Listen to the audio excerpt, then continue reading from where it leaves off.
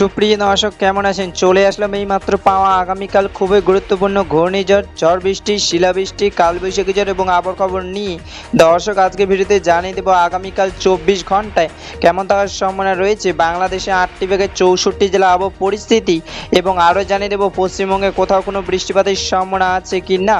দর্শক আপনি যদি আমাদের চ্যানেলে নতুন দর্শক হয়ে থাকেন তাহলে চ্যানেলটিকে সাবস্ক্রাইব করে পাশে থাকা বেল আইকনটি অন করে দিন।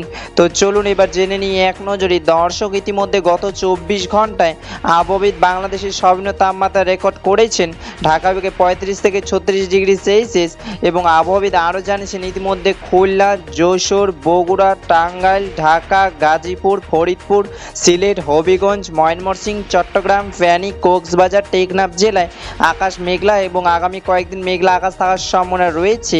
এবং পশ্চিমবঙ্গে আবহাওয়া দপ্তর সর্বনিম্ন তাপমাত্রা রেকর্ড করেছেন কলকাতায় 34 থেকে 35 ডিগ্রি সেলসিয়াস, এবং পশ্চিমবঙ্গে কলকাতা, বীরভূম, বাঁকুড়া, পুরুলিয়া, আসানসোল, হলদিয়া, আরামবাগ, বর্ধমান কয়েকদিন মেঘলা আকাশ থাকার সম্ভাবনা রয়েছে।